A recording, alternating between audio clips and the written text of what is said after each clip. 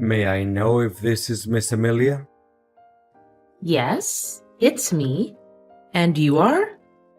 Nice to meet you, Miss Amelia. My name is Henry. I was hired by your father, Mr. Smith, not long ago. He wanted me to keep you away from all of the misshapes and life-threatening dangers that are predicted to happen in the near future. What mishaps? Can you make it more specific? There's something you need to know, Miss Amelia. Your father told me that he has been battling a brain tumor for at least 3 years now. He decided not to tell you about his sickness because making you sad or concerned is the last thing he wants to do. His condition only gets worse as he gets older. Until recently, a flare-up has caused his life to hang on a thread. What? This can't be true. Why did he hide that cold and harsh truth from me? He knows how important he is to me, as my mother left us behind to pursue her own happiness. My father had to assume the responsibility of both man and woman in our family. Yet, not once in my whole life have I ever heard a single complaint from him. He even chose not to remarry so that he could put his heart and soul into raising me. His love for me truly can't be described by words. I can feel how deeply connected you and your father are, and I'm truly sorry for what you have to go through right now. I know this is difficult to bear all at once, but you need to be strong.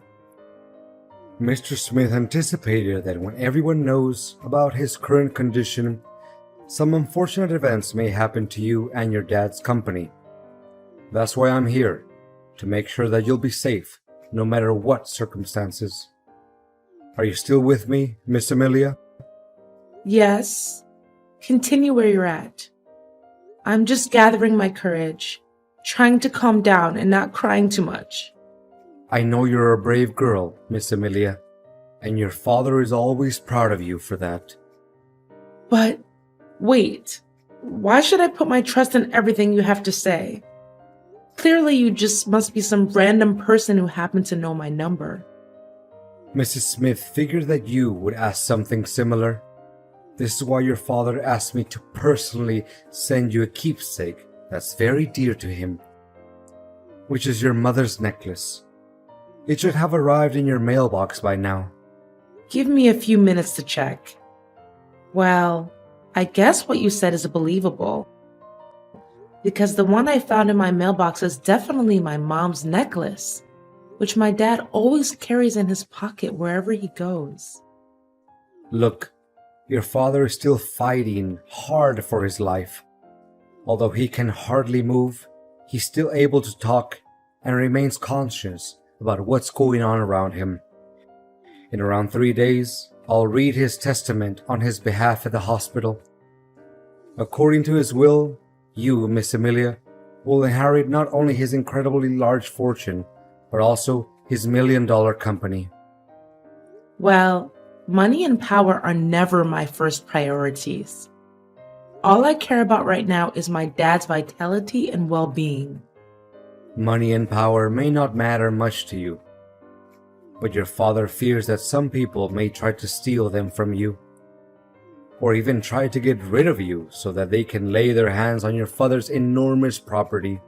That's why I'm here to protect you, and I'll be secretly watching over you from afar, and immediately interfere whenever I feel that your safety is in peril. But you gotta make sure that no one can find out the truth about me, even the people who are closest to you. If that's what my dad wants, then I have no reason to disobey.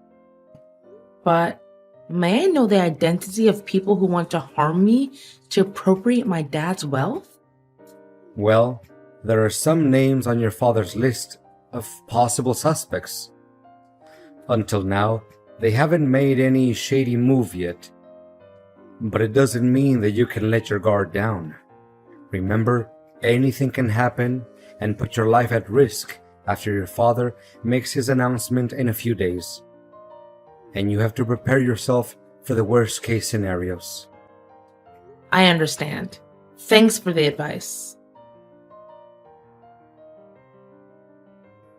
Honey, my heart will be broken into a million pieces if one day I can no longer see my dad again. You know it hurts me as much as it hurts you. But as the doctor said, your father's at the final stage and his chances of making it through are very slim. Please don't say that. It saddens me to an infinite extent.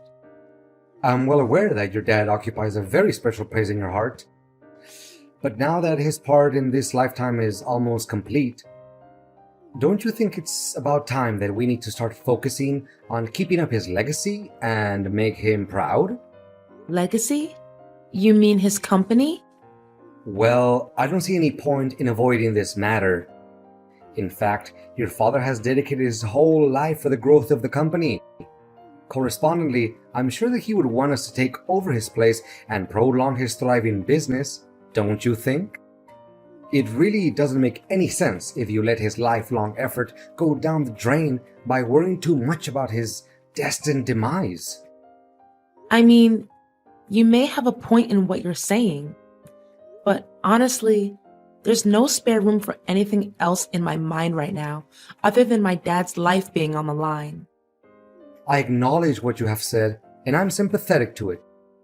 However, an organization can't operate without a leader. If you feel like you're not up for the task just yet, it's my duty, as your husband, to help you weather the storm and get through this time. To put it more precisely, I would like to lend you a helping hand and take the responsibility of Chief Executive Officer, the position which your dad used to have. Of course, the company's share that your father once held is still under your ownership.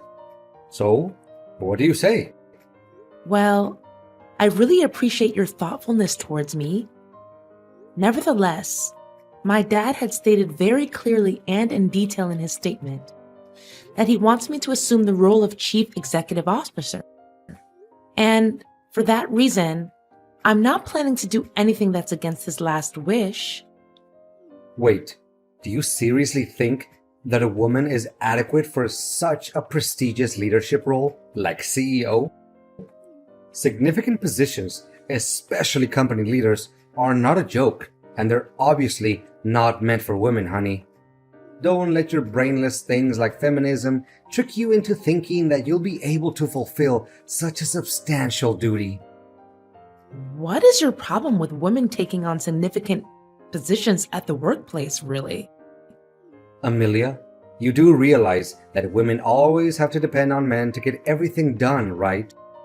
You women can never decide anything for yourself, and you easily let your emotions get the best of you. If you still care about the family that we'll build together, you should reconsider your place and fulfill your duties as a wife, which means doing household chores and bearing my children. Well, I don't see anything wrong with me taking on leadership responsibilities. I graduated top of my class, and I dedicated 7 years to achieve my master's degree and PhD in economics. I even devoted more time working for the company than you did. To back up my words, I'd started from the bottom and I made my way to higher positions step by step. Nothing was handed to me on a silver platter, you know. I know, but don't you think it's a little weird that the husband works as a subordinate to the wife? Why? I don't see anything that's weird about it. Honey, it's about finding the one that's more suitable for the job. That's all. It has nothing to do with the roles we have in our family. I honestly don't have any clue about why I still have to stick with an inferior job title like sales manager. It's literally nothing compared to your position, which leaves me no choice but feeling unfairly treated. I mean, didn't he take any of my hard work into account? You do realize that to get to the point where you're at now, it takes other people at least 3 years? You had it easy enough and got promoted to manager in only 5 months just because you're my husband. I mean, what will other people say? They may think that I'm nothing but merely a parasite in your family. Not getting the highest position of the company doesn't make you a parasite, William. What's wrong with you all of a sudden? I thought you enjoyed your current job. I did, until I figured out how deceitful your father was. He promised that I would take his place after he retired. Now he swallowed his own words and had you take over the position instead. What? How can you make up such a lie? If my father intended to let you take control of the company, he would have told me about it. He never makes any important decisions without letting me know firsthand. Look, William, I don't want us to fight over this kind of thing. We're family, and being family means helping each other out in times of need, not picking a quarrel with one another over power and inheritance. Let me make it clear to you once and for all. If I don't get to work as the chief executive officer of the company, I demand a divorce as soon as possible. What? How could you say that so easily after our 3 years of marriage? And most important of all, in the toughest time of my life, when I'm about to lose my father? Well, your father doesn't treat me very nicely as well. He let you inherit his position because me and him are not biologically related. Guess once an outsider, always an outsider, right? He never saw me as his son after all. I said it. Let me take over your dad's position, or you can consider that our marriage is over. All right. I'll think long and hard about it. William, you can't believe what happened to me when I was on my way home after Dad's funeral. First, I was nearly hit by a truck while crossing the road. Then, out of nowhere, a flower pot almost fell onto my head. I bent down to tighten up my shoelaces. That was why I didn't get hit. After that, there were some people sawing down a huge tree, and I was nearly crushed by that. It definitely was not a lucky day for me. But where are you now, William? After the funeral ended, you were nowhere to be found. Everyone was so worried and they looked for you everywhere. What a shame to hear all of those unfortunate events. I'm not at home, by the way. And why should I be? What? What are you saying? Well, first of all, now that your father is dead, why should I be around you anymore? After all, it's his fortune and power that I went after in the beginning, not some kind of foolish love between you and I. You're telling me you didn't have any feelings for me in the first place? Not a tiny bit. Do you actually think that I approached you and your family because I fell for you? That's the most ridiculous joke that I've ever heard in my entire life. The only attractive thing about you is your dad's money. But I'm still the one who is in charge of my dad's company, right? How can you be so cocky? Well, not anymore. I now own papers proving that I'm the person who's gonna take over your dad's place as a CEO. He even gave me his shares in the company and every property that he possesses, including the house in which you're living. What? How could it even be possible? That's against the decision that he stated in his testament. There's no way he could do it without my approval. Don't you dare make things up. You know faking legal papers is a serious crime. Why should I be scared of your meaningless threat? My documents certainly comply with the law and regulations. They even contain your own father's handwriting and signature. So how can they be fake? Face the fact that from now on, you'll be officially kicked out of your dad's company and from your own fancy house. However, if you behave well, I'll show some mercy and let you work as a cleaner at the company. I can't believe you can be so ruthless and careless. You make it seem like we were never husband and wife. Like we were nothing but strangers. It seems like you can't comprehend the situation very quickly, can't you? Look, it's over between us, and you'll be served with divorce papers soon enough. What's left for me is to enjoy my victory alongside the true love of my life, Luna. She's the one I'm gonna spend the rest of my life with. What? So you've been cheating on me too? How did I not notice that? In my eyes, you were a dutiful husband and a pious son-in-law to my father. You never came home late. You cooked for us whenever I was busy. You even took great care of my dad during his final days of living, as if he was your own biological dad. How did you change all of a sudden? Well, I didn't change anything. All I did was a little acting to cover my true intention. You don't know how much I had to contain myself from laughing as I saw you were blindly believing in everything I did and said. How could you do this to me?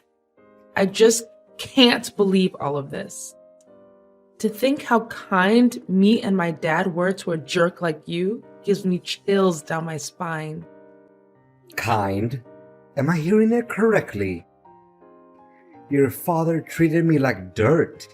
He didn't even let me take over the position that was rightfully mine all along. And you know what? He even had the nerve to, not just one time, scolded me and embarrassed me in front of my coworkers. I literally have no respect for that man. So you were holding a grudge against my dad this whole time? I mean, if he ever criticized you or your work, it was just because he wants you to be a better version of yourself and make progress. Well, now that hypocrite can carry all the criticism with him to his grave. So long, Amelia. Enjoy your homeless life. What is this, Amelia? Did you plan all of this? And what exactly are you talking about? Why, all of a sudden, I'm no longer the CEO of the company anymore. The securities didn't even let me in. Why are you asking me that question? Shouldn't you be the one who needs to interrogate your own conscience about all the good deeds you did behind my back? I can't believe such a cruel, heartless, and gruesome person like you would exist.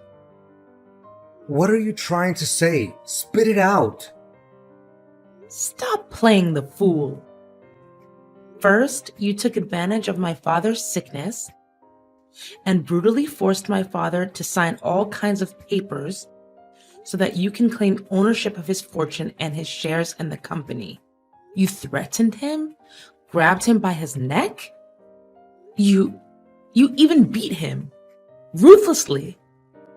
For a person that had only days to live like my father, how could he bear such an act of violence?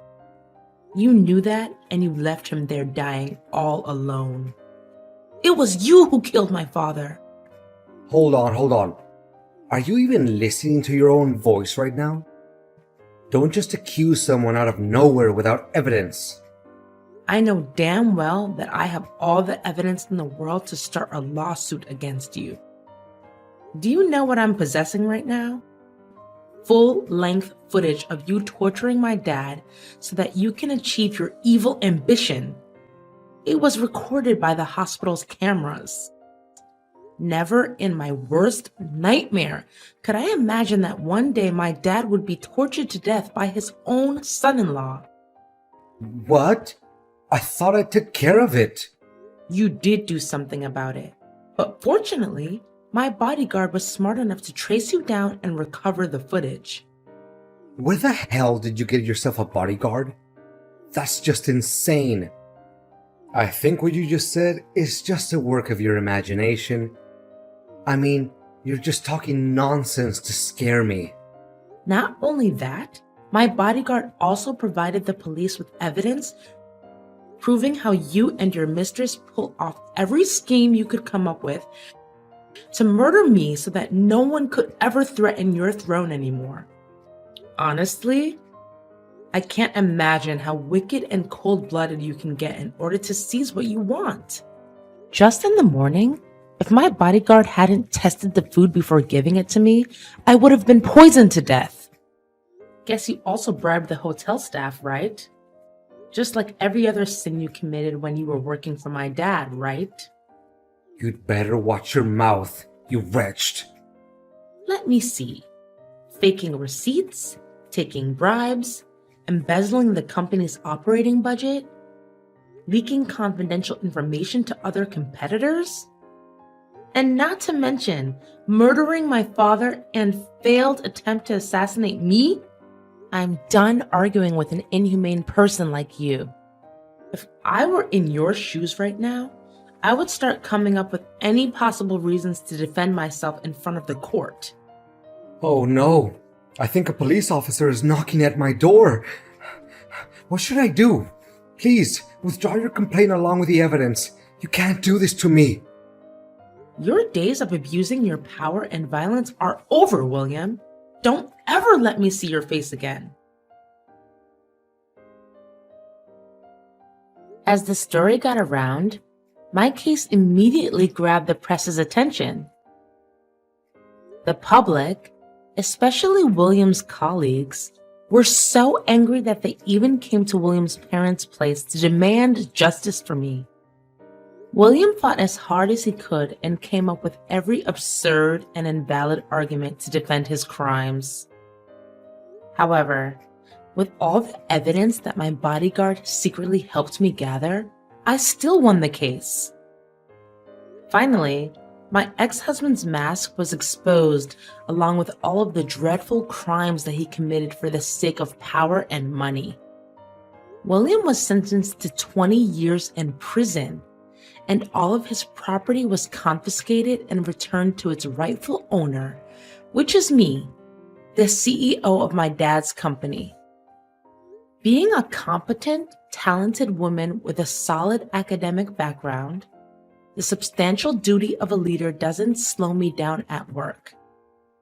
In fact, it helps my capacity and qualities stand out, which contributes to fortifying the position at the company.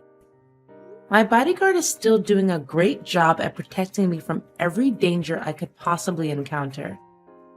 Well, he's not only my bodyguard anymore, but he's also my best friend, a person who I can share each and every one of my secrets with. And most importantly, he's my future husband.